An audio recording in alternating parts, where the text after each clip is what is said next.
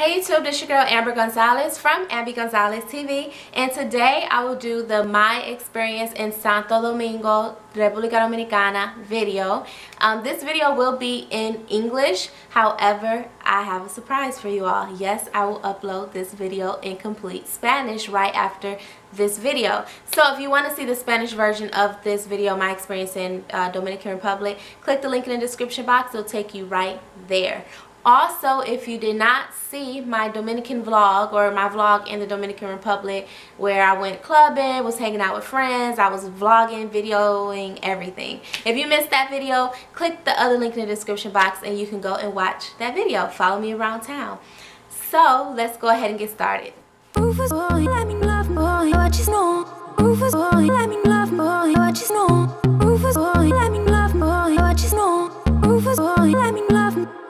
So I did jot down some notes so I don't leave anything out.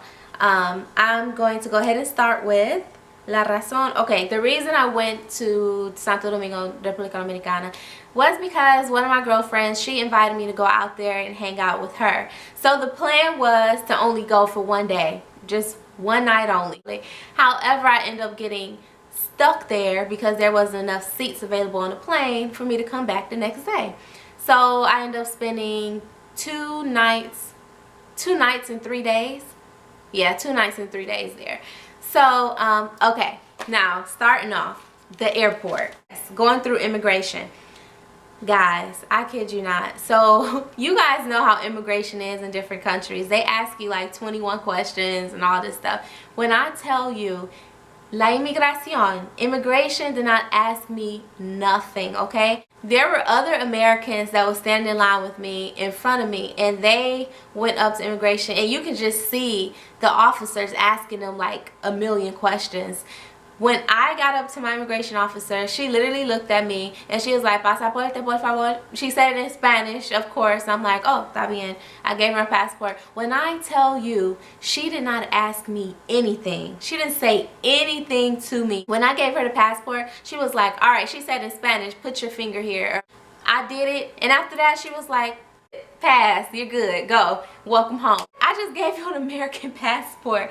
I don't know. So they ended up thinking I was from there. Apparently, they didn't ask me anything. Even this American guy that was in line with me, he was waiting for me at the door. I was helping him exchange his money into Dominican peso or something like that we were doing. But anyway, so he wanted to be my friend. So he was waiting for me, and he saw that, and he was like, "Wow, isn't that something? They didn't even ask you a word." I'm like, well, they probably think I'm Dominican American, but that was cool, like for immigration not to really bother me. Okay, so let's talk about the scene in the vlog where the lady was telling me to leave my wallet and leave my phone. So I saw some comments under my last video, and someone was asking me, "Oh, what was the lady talking about?" And she said, "Leave your phone."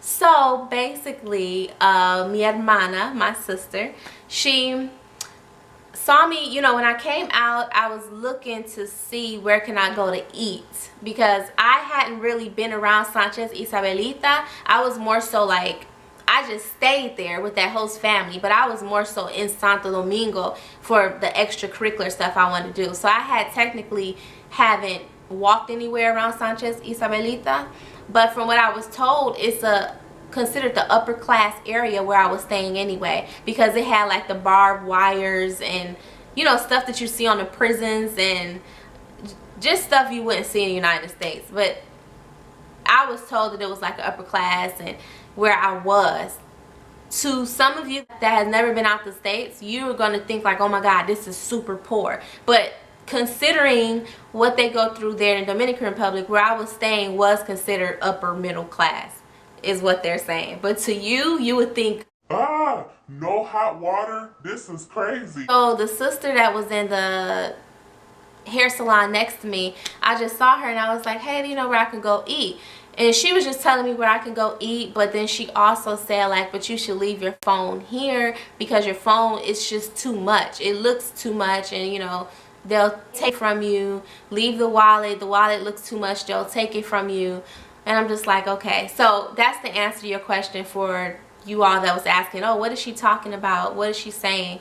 So I had put subtitles under when she was talking, but yeah, she was just trying to warn me like, "Oh, you don't want to be too much, you know." And she was like, "Don't take no more than 150 pesos with you. Don't take nowhere. And I think 150 pesos is like a few dollars. It's not a lot. So if you know how much that is, put it below. Where did I stay in Dominican Republic? I was staying in a little town called Sanchez Isabelitas, and that's actually in Santo Domingo. And it was an Italian host family. I found them through Airbnb.com. So for those of you that might not know what Airbnb.com, it's locals put listings like to rent out a room in their home, or they'll rent out their living room to you, or they'll just rent out their entire apartment to you. So it's really cheap and it's really good. So I don't usually stay in hotels when I go places. I usually go through hostel.com where I find a host family. But Airbnb is my new best friend because y'all, I only pay $15 US a night where I stay, okay? $15. That's all it needs to be said. But they were really friendly, really nice. They were giving me, you know, good information I needed to know about certain areas and all this extra stuff. And they were just really, really friendly. And, you know, the family was going to cook for me and everything, cook me dinner. But I told them, oh, I'm only here for one day and I'm going to hang out with my friend. But that's something I love about, you know, staying with the host family versus staying in a hotel in a tourist area. It's like, for one, you're saving money, and two, the host family usually cook for you, or it's like you feel warm and you're living like the locals. Yeah, like when I had to wash clothes, it was just so authentic because I had to literally go outside or whatever in the backyard and hand wash my clothes and hang it up on the string. And I know some of you that's probably from the South, or your grandparents, they can tell you a whole bunch of stories where they do that. Some people even probably still do that in the States, but I've never had to do that. So it was just a good experience for me to get. And it was just a humbling experience just being there in the neighborhoods. The lifestyle there is totally different from the United States. And it reminds me a lot of Puerto Rico, but it's still a little bit, Puerto Rico is more like the States to me. But Dominican Republic is kind of like Puerto Rico, but it's more foreign. Am I saying that right? Like it's a little bit more poverty. I don't know. Anyways, it was just a really good experience for me. And most of the time when I go out the country, I prefer to stay with locals.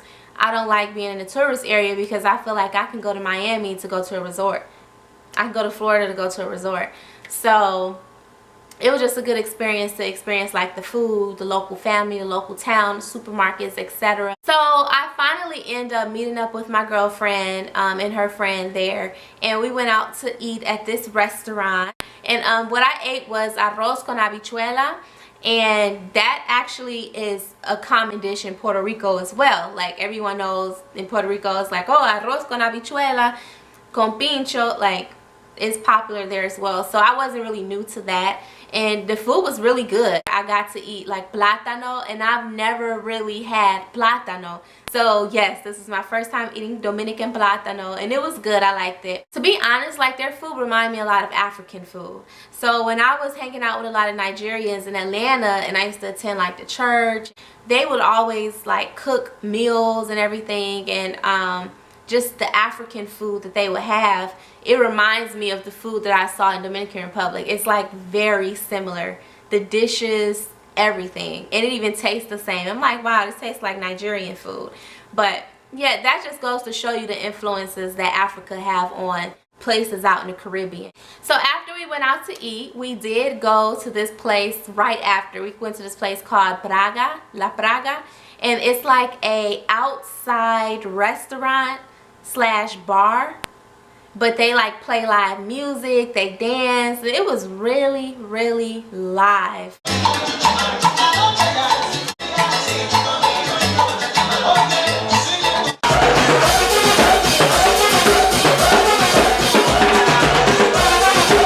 As you guys can see from some of the clips, it was just so hype. And mind you, this was a Tuesday, okay? So now I know what it feels like to turn up on a Tuesday, as they say here in the United States. But it was really, really fun. I enjoyed myself. It was just like, oh my God, this is what heaven feels like. For someone like me, at least. I really enjoyed that.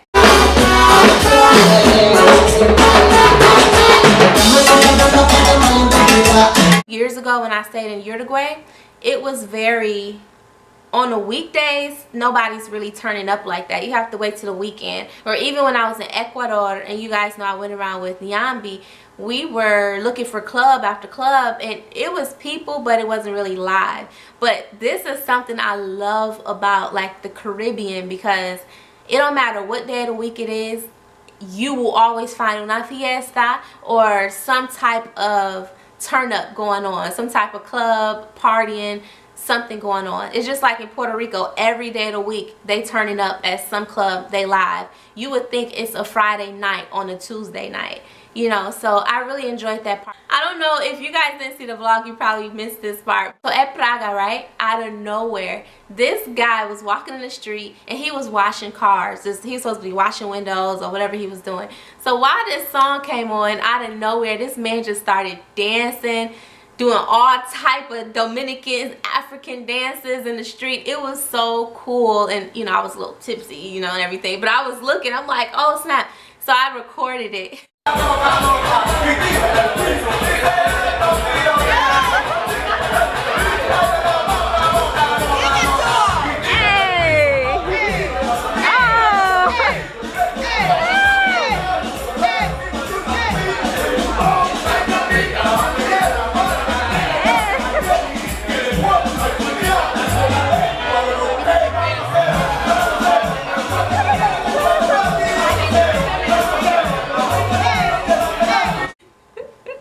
But just stuff like that, it just makes me feel like the culture is so rich. Like, it's something I can't explain. I don't see stuff like that here in the States. But yeah, I really had a good time. So after we left Braga, we end up going to this nightclub called, I'm gonna put it here. We end up going there, and this was more so of a younger crowd. And I guess you could say this is they were doing a lot of the Dembow Dominicano, so it was like younger guys, and everybody was just twerking and doing their thing. But it was really fun. I enjoyed myself. My friends had me in the hood of downtown Santo Domingo, because when we got there, I'm looking around like, where are we at? This looked like south side of Chicago. This looked like the east side of Detroit. Like, where y'all got me at? But it was all fun. So many people look like me, so it almost felt like I was at home there. I feel more at home there than I do here in the States. It's a weird feeling. But if you guys get to go and visit Dominican Republic, Santo Domingo specifically, you will get to see what I'm talking about. It's like at home feeling. I'm talking to those of you that, you know, we're melanated. To see so many other people that look like you, and they might have less than you have, but they still seem to have joy and still celebrate life. It's like it makes you feel warm. And then when you come back home, you kind of feel out of place, like, this isn't home for me. That's the feeling I got when I was there. But moving on. So I did get to go. The next morning we went to this place called Mercado Modelo. Mercado Modelo, that's where I met these sexy officers. I think it was like the first time I seen cops since I had been in Dominican Republic. But it was nice. Mercado Modelo is like a big shopping center there in Santo Domingo. Like if you want to buy souvenirs and all this extra stuff, it's like a big old flea market outside. And it's like so cheap, guys. You guys don't believe the stuff that I got there for like $3, $2, $5.